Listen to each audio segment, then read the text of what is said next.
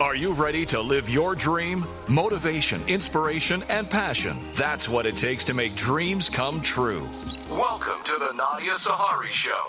Our guests will share important tips, insights, and knowledge to help you fulfill your dreams of success. Here's your host, actress, author, entrepreneur, Nadia Sahari. Hello, everyone. This is your host, Nadia Sahari, with the Nadia Sahari Show. Sit right down, relax, enjoy, because I have a fantastic, spectacular guest for you today. And he is amazing. He is a filmmaker, an actor, and so much more. Wait till you hear this story. But before I start, you know that I always have a little bit to say.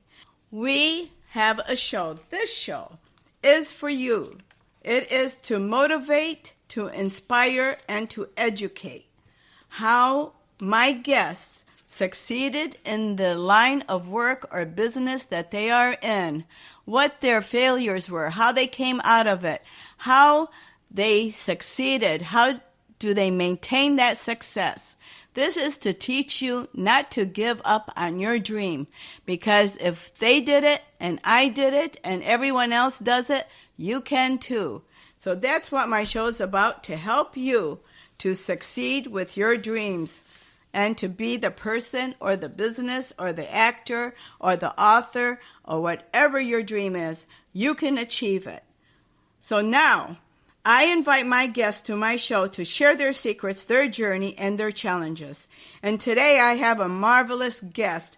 I want to introduce Harley Wallen to the Nadia Sahari Show. Welcome, Harley. Hey, Nadia. Thank you so much for having me. You are so welcome. It is my honor to have you on this show. Well, let's talk about you. And let's talk about you. Now, you have a few things going on. You've done a few things. Now, what I read about you is that you are a multi-award-winning filmmaker. You're an actor. And you have starred in 40 feature films and TV shows with legendary stars such as Tom Sizemore, Tara Reid, and John Savage. I have a picture with John Savage. And I love John. I met him. Yes, I met him. Terrific guy. Yes, I met him at one of the red carpets. Absolutely. Very nice young man. And you also started your journey in martial arts. Let's talk about that at the age of 7. Yeah. It's really interesting how it began, because I started in Judo when I was 7. And in all honesty, I was fairly terrible for the first probably 5 years. Even with all the tournaments that you do as a kid, I didn't win anything. And then somehow I grew into myself, and it taught me that if you work hard and you're persistent and you do what you need to do, eventually success will come. It's a very important lesson. And I think that so many people, they see something happen and then they lose their spirits. But I went 5 years without really even a club championship medal. And then suddenly I grew into myself, and all the hard work started paying off. And when I was 14, I was nominated for national teams and then competing against grown-up men. And I started winning all over the place. And I think it's one of them stories that I think is important to know, is that you won't always succeed right at once. You probably won't, as a matter of fact. It'll probably take a long time. And if you're not absolutely convinced that this is what you want to do, you might not see the other side of things. So right. Remember to love the journey, not just the destination. That's right. Oh, you are so right. You are so right. And I've learned that lesson myself. And it took me, my dream to be an actress has been since I was 10, but it didn't happen for me until 10 years ago. And I started 10 years ago because life just wasn't there for me to do it. And yes, and I've had some fallbacks, and I keep coming back. I fall, come back, fall, come back. And now I'm on the road to come back. So we'll see what happens. We're going to have to talk after this and see about maybe bringing you to Michigan for some projects then. Oh, that'd be cool. I would love that. I would love to work with you and your wife. It would be great. Very cool. Yeah, thank you. Oh, I love it. And what a small world that you live where I lived. I grew up in Michigan. I lived in Dearborn Heights when I was a little girl, all the way. Yes. Oh, my gosh. We have a lot to talk about. Yes. We're almost neighbors. Almost. Yes. So let's talk about what gave you the acting bug. Was that first, or was it the movie making first? Which one happened for you first? Acting was my first love for sure. Uh-huh. And it was really interesting. I was on a syndicated TV show in Sweden called Solstollarna. And the show was a cabaret variety show and a bit of a sitcom all at once. It was really interesting. But I was, at the time, a breakdancer. And we were brought in to be kind of entertainment as they were changing sets and doing transitions. We had a musical guest each episode, and they started asking us dancers to do small one-liners and everything else. So you start hanging out with the actors, and you start realizing how much goes into acting. And it was fascinating to me because I never realized how much of a craft and how much of an art acting is until I started hanging around with the actors to see everything that we go through to create a character so that it can be believable on screen. There's a lot of prep work involved to get that right. Yes. And it was fascinating. And I'm still fascinated. I'm a big fan of Sanford Meisner, and we don't have a whole lot of great acting coaches and acting schools in Michigan, but I have to stay current. So I have a DVD series with Sanford Meisner, and it's about 16 hours. And I watched that, over and over and over again, just so I stay sharp. And we have a little circle of people, and we do some rehearsals, and we do some prep, just so that we stay, on top of what we're doing, so that we don't get lost in the method, that we actually get to the other side and get to live and breathe as the character as truthfully as possible. That's right. And I love Meisner. I love him. I've taken a lot of the acting classes. I've taken classes of, oh my goodness, I can't tell you, so many. Yeah. And but they all were different, and everyone has a different method, and everyone. Yeah. But you're right about Meisner, and in the moment, and being that person, being that character. Yes. It's stuff that we can imagine. Yes. When you were a kid, yes. You'd never been a cowboy or an Indian, but you played it, and you were great at it. Yes. And when you catch, I mean, I have a 4-year-old and a 6-year-old girl, and when they play, they're mermaids and they're all whatever they are, and they are so into it that they completely believe, and that's what it's like to when you're acting and you get it right. Yes. You hear a faded voice say cut, and you look up and go, oh. Yes. Oh, wow, yeah, we're doing a movie. Wow, yeah, that's cool. And you were so in it that you lost yourself in the moment. That is the best. That's the best. That's right. And that's exactly what Meisner is. It's getting out of your head and getting into the actor and behaving like that person. Yep. And then being connect to your partner and forget about everything else. Yes, and keeping your eyes on your partner and listening. Listening is the key. I know. Amen. It's wonderful. I love it. It is. I love Stanislavski, but Meisner for me was the perfect touch. Yes. And I feel like you. When I first went to acting, the first acting job I got was as an extra. When I saw the whole thing going on, the filmmaking, everybody had their own specialty. There is the director, there's the producer, there's the executive producer, there's the crew, everybody's got their job, and they stick to it, and they do what they do best. And then all of a sudden you have this beautiful canvas, this beautiful movie, all done by all of these people. It takes a village. Oh my gosh. I never really saw does. it. Does. And like you, I saw the craft and I said, wow, this is beautiful. I love it. I know. I felt the same way. Oh, I'm glad. That's awesome. Yes, it is. Okay. So who do you feel was your biggest influence for your success today? Well, I mean, I have a lot of people that influenced me, but the biggest influence I've had in my life is my mom. Oh. My mom is my idol, and she is incredibly intelligent. She's gentle and she's smart and she just does everything for all the right reasons and almost always the right way. And she's super intelligent without making anybody feel dumb, except when you sit next to her watching Jeopardy, then you feel really dumb.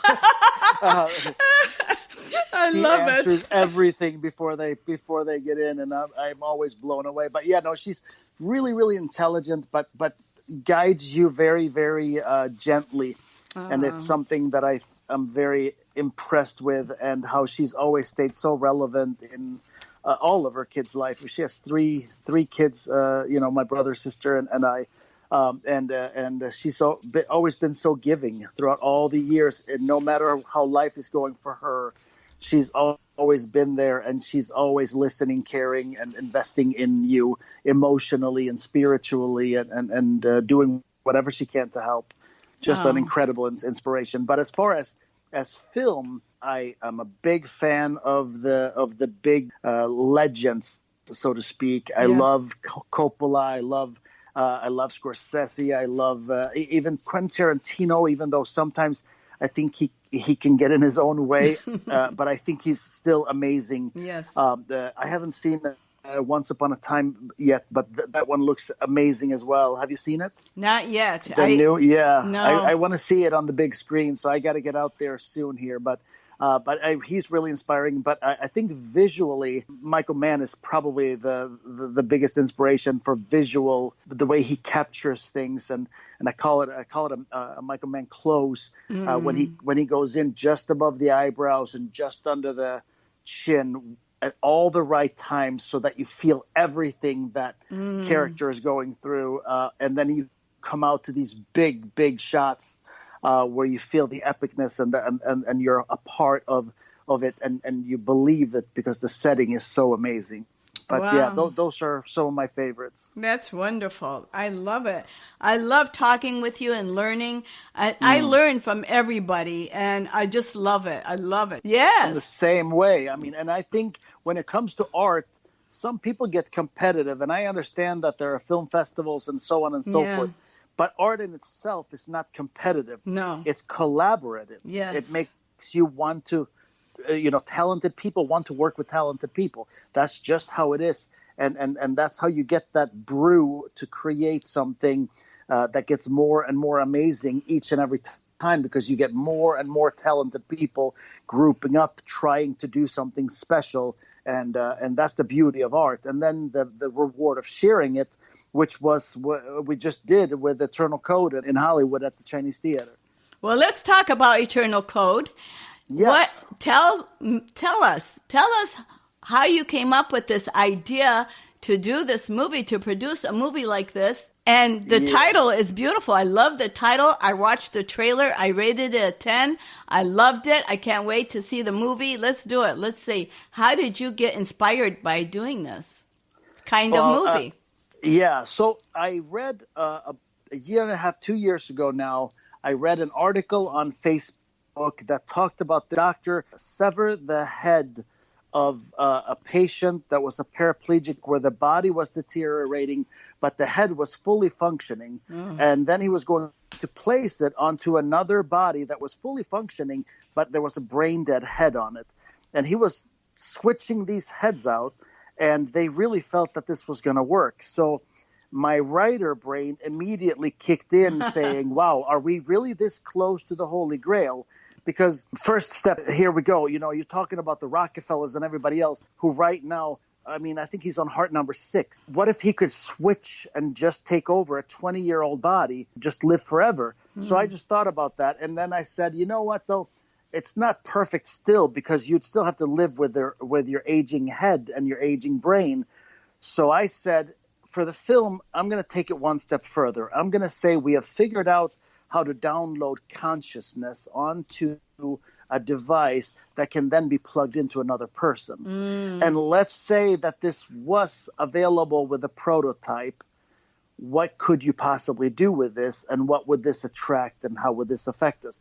I love playing with moral dilemmas because I think, I saw this a long time ago, and they said if you were given superpowers, most people would not become superheroes. They would become super villains because we are, unfortunately, very selfish human beings, and we probably wouldn't necessarily use our powers for good.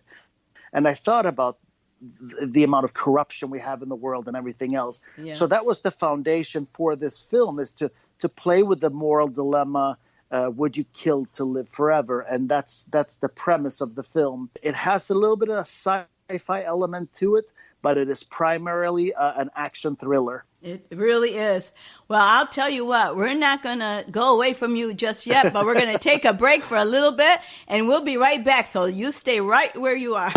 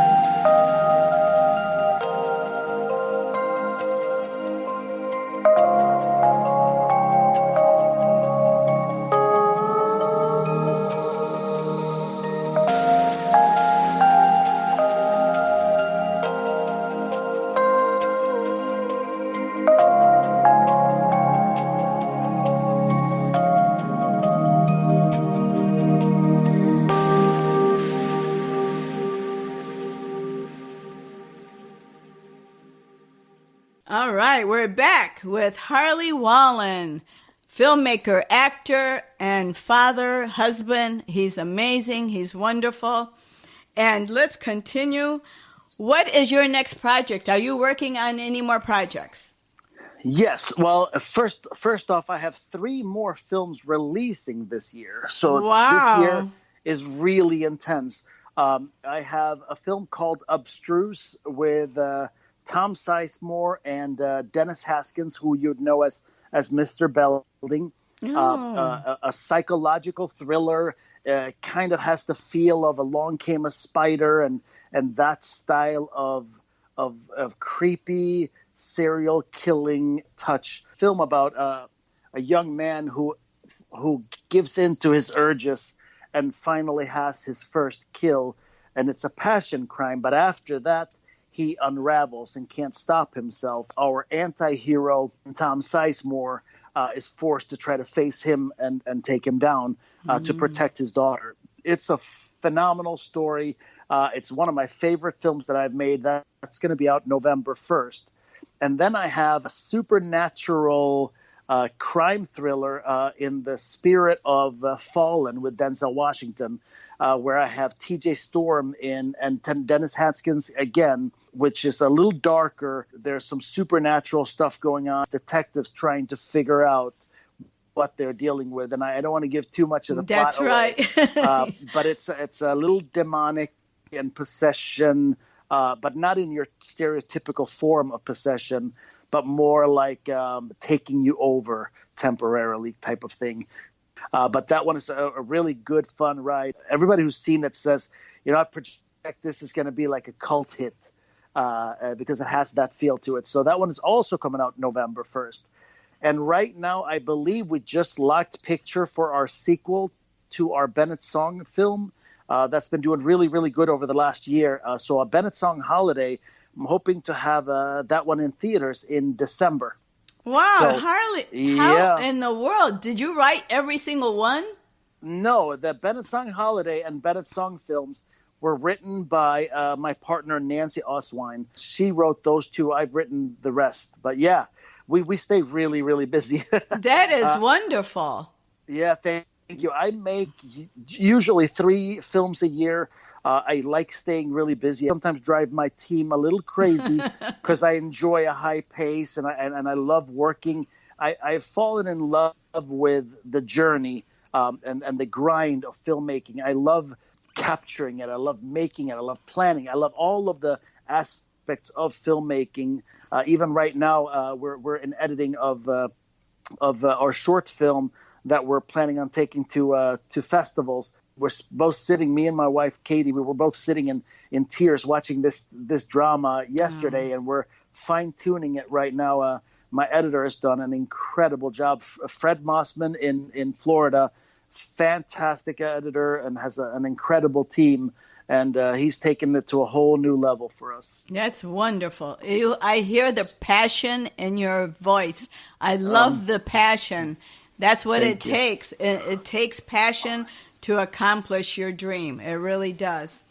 And yeah. Yes, well, I absolutely believe that. Yes. And what would you, now that we're talking about this, Mm-hmm. what valuable advice would you give our listeners if they want to pursue a dream career like yours in filmmaking, acting, writing, anything? What would you say to them? Well, I think first things first, you have to grow thick skin. There are a lot of mean people out there, and they're mean usually because they wish that they could do what you do. And then you have the people that don't understand it, that are going to say, why don't you go get a real job? Why don't you? And then be willing to understand that you're probably going to financially take a big hit for a little while. Yes. Because you're not going to get paid to do something initially that you're not super good at. So as you progress, all those things will come, but you have to be willing to go through a really difficult time and a lot of tests to get there. And I saw somewhere said that when you have to do it as bad as you have to breathe, then you know it's your calling. And that's how I feel with this. You know, I don't tell a whole lot of people about this. This is generally a private thing. But as I was making my first few films, I took a leap of faith, and my wife said, go for it. You're losing time by not chasing your dreams. But I got laid off from my regular career that I had going. I was doing acting on the side, and I just started making a couple of short films, and they were downsizing, and I got kind of caught in the mix of that and got let go. And I pursued filmmaking, driving. I was driving Lyft in between 70 hours on set a week and 40, 50 hours a week of driving around in my own car, and we were struggling financially really, really bad, to the point that we were almost worried that we were going to lose our home, going through the first part of this whole thing. So that's what I mean. Like, there will be tests and tribulation to see you to the other side of this. So you got to be willing to go through all that. If you just want to do this for fame, I would recommend stepping away from it. There are got to be better ways to get there than dealing with everything we deal with. So if you want this because you love the process, if you love to act, if you love to portray a character, if you love to live in this world, then give it everything you got and don't stop. Don't stop for anything, and don't let the naysayers and the negatives and the critics discourage you. Just keep cruising. But if you don't want this that bad, my recommendation, don't do it at all. Amen. Or be a hobby actor. Yes. Make 48-hour film festival stuff or something. Yes. If you're going to be passionate about this, then be willing to climb a wall. That's right. Yeah. That's right. Oh, perfectly said. It's so true. You have to have the passion. You have to want it so bad at any cost. And that's right. And you don't care what anybody says. You just go forward with it and you do it because it makes you happy. This was your destiny, Harley. That's why you got laid off. So. Yes. Yeah. Yeah, no, I absolutely believe, and not only that, but I spent all the way from Sweden to the United States to pursue my acting, and about a year and a half into living here, it gotten too hard for me to sustain myself with the acting, having a job that allowed me to be pretty unreliable, and I made a decision to pursue the corporate career instead, and even though it taught me an awful lot of lessons. And even though it paid really well, it left me empty inside. Yes. And I felt that, and it was nagging at me and nagging at me and nagging at me until I started coming back to this again. And really what happened was I had my martial arts the whole time. So that was my artistic outlet. But when I stopped fighting, I felt like I don't have that artistic outlet the way I want it.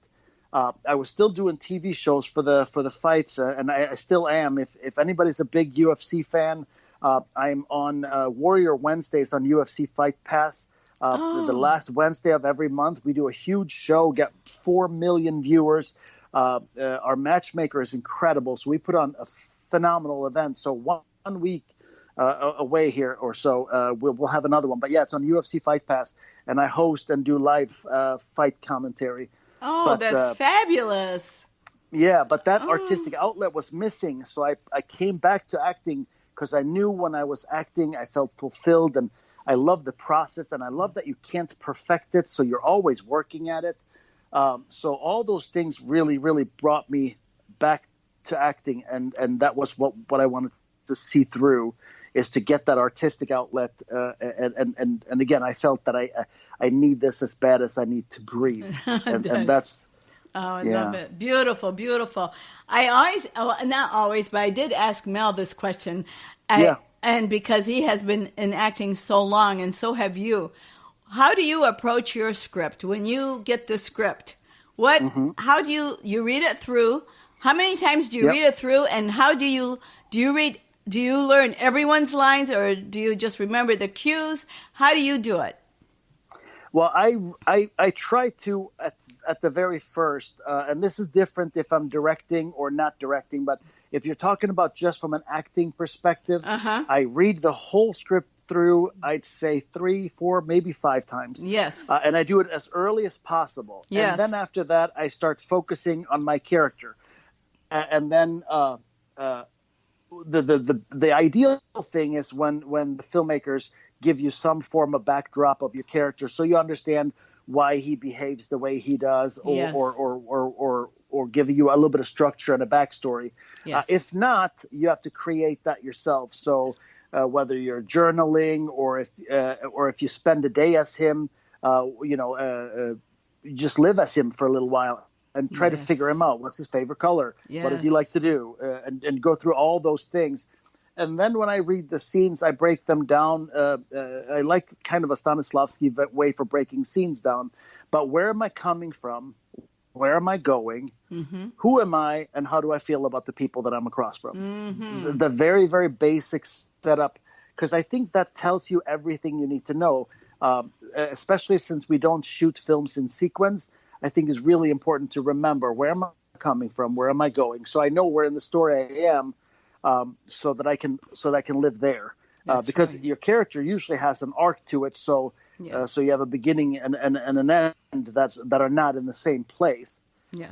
So I really enjoy that part, and I can geek out really about acting. I'm not an acting snob, but I really do think the craft of acting is so amazing that it really gets me fired up. But I read that a lot, and then I have a thing that I've started doing myself. And I call it, I Jim Carrey it.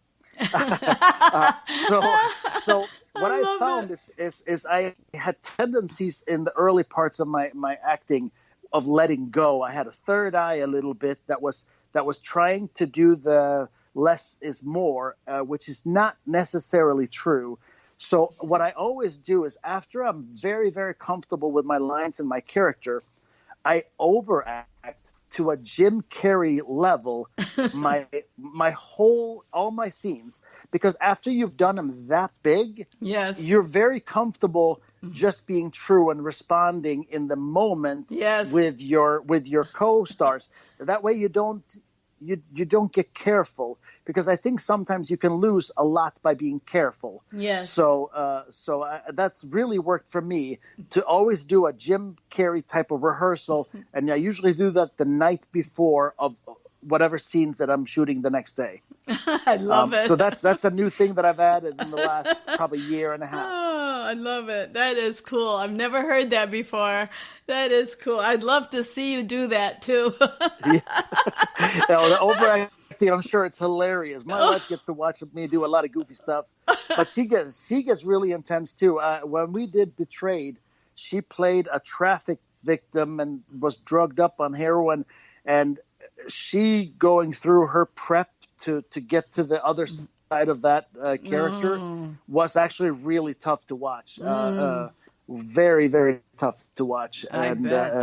People don't think about how much goes into it. You see people that do the reviews on IMDb, and they'll rip your project apart that spent 2 years, and you've been trying so hard and worked so hard. It's like walking up with a permanent marker and writing on your baby. It's like, oh my God, like, how can you do that to people? You don't know who that person is. They might be someone who's jealous, someone who failed at doing what you're doing and hates you for doing it. And it's just that part I don't like. I don't have any of those feelings. I truly, truly love the art, and I know how hard everybody works. I know how hard you've worked. I know how hard actors work. I know how hard crew people work. And everybody. It's a lot of work, and it's a lot of money, and it's a lot of time, and it's a lot of love, and a lot of tired 14 hours, 16 hours a day. And I know it's tough, and I cannot ever give anybody a bad rating. I will never do that. I agree. I mean, I think it's great to be supportive, and I think that's good. But I do think a fair rating and a fair assessment is okay. Fair is okay. Yes, but some of these people, I remember. I'm going to show my age, but I remember, growing up. Common decency, common courtesy. Yes. And none of these things are common anymore. No. And my friend said he read some of the stuff because I showed him on IMDb because, some of the people that were attacking the film, this was when we released our first film, Moving Parts. And he was, I can't believe that they're saying this stuff. And I was like, yeah, I absolutely agree. But this is the reality. Some of these people will go to any length to hurt and sabotage you, which, it's kind of funny because Joe said, your haters make you famous. They are the people that go to your site, that go to your IMDb, that fuel all of this stuff that eventually makes you famous. They are the ones that are obsessing over you. And it's kind of funny when you think about it that way. But I have a hard time thinking that it's okay to talk to people about what they've created in such a manner. I find that really disrespectful, and I think it says an awful lot about them.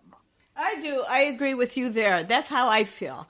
I think fair is fair, but to completely knock somebody down and what all that work they've done and everything and make it look like it's ugly, that's not fair. Yeah. Nope. Not at all. Not at all. Not at all. Well, I think about it, with Moving Parts. Moving Parts won for excellence in cinema at the Barcelona International Film Festival. That's our very, very first film. And that's a top 10 festival in Europe. Wow. And then you have people go and rip on it as if it was the worst thing ever. And I just wanted to be like, if it was the worst thing ever, do you really think it would have won such a prestigious festival? Exactly. Yeah. That's either right. that or we had somebody write, I don't give any extra scores or whatever because it's a lower budget film. And I thought to myself, do you go to your kid's Little League game with that in mind?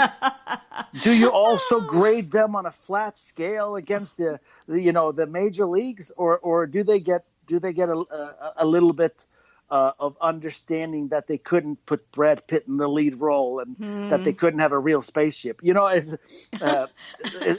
It's just funny to me because most of it doesn't make sense. I think people just want to be heard. Yes. And I think, unfortunately, what happens is some people just take that to the wrong place because they just want to feel relevant. And I wish that they would find a way to use that into positive energy because there are a lot of people that would probably love to have them on board their teams if they had positive energy and they could have success and, celebrate alongside of everybody else instead of being negative and That's right. And destructive. Well, I gave you a rating of 10 because I believe that it was great, and the writing and the directing and the acting, and I'm looking forward to watching the whole movie. And I love it. And where can our listeners connect with you in your social media and also to see the trailer or the movie? So yeah, we have Painted Creek Productions has all of our trailers for all of our films. So that way you don't. We have different distributor for certain films to find the right home. So Painted Creek Productions on YouTube is a great place to go. But if you want to interact with me and with our team, Painted Creek Productions on Facebook is our production company, and we do anything from our casting calls there. We release our trailers first there. So we do a whole lot of things through those pages that I think you might miss otherwise.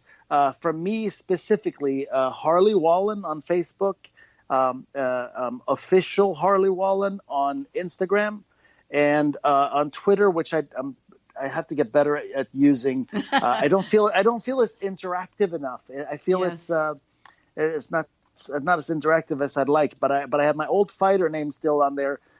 It's Harley the Swede. So Harley, THESWEDE on Twitter. So feel free to hang out with me, and I'm very interactive. So if you message me or if you comment, I'll interact with you. And go on IMDb to Eternal Code and rate and look at the trailer.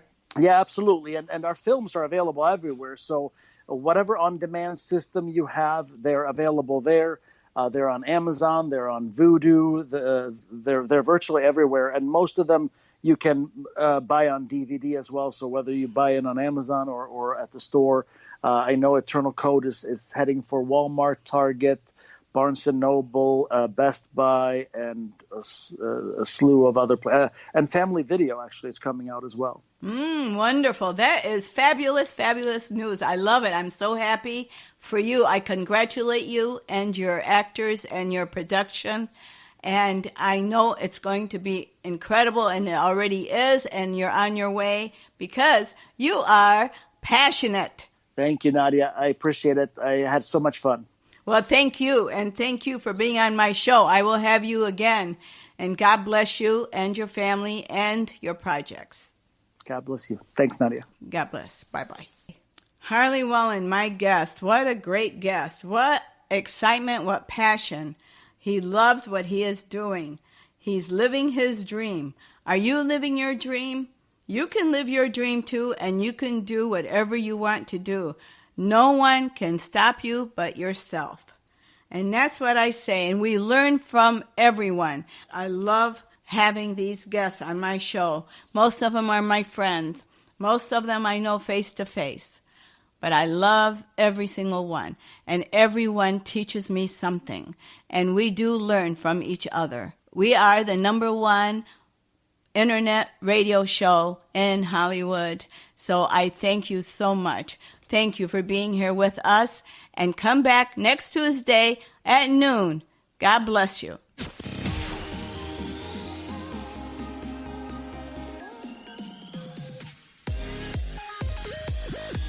Thanks for tuning in with Nadia and her guests. For more info, episodes, and connection, please visit our website, thenadiasaharishow.com. Share episodes with your friends.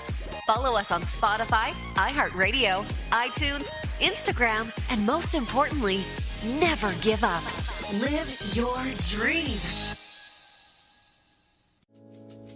Latin Connection magazine is a family magazine featuring people of influence, cultural events, and traditions, recipes and photos of Latin food, Hispanics in business. Plus, get news on Latin festivals, Latin entertainment, and Latinos in the fashion industry, and see photos of Latinos in action all over the U.S. Conoce tu vecino y mucho más. We invite you to share your special event with us at LatinConnectionMag.com. Latin Connection Magazine. Conexión Latina y mucho más. Latin Connection Magazine.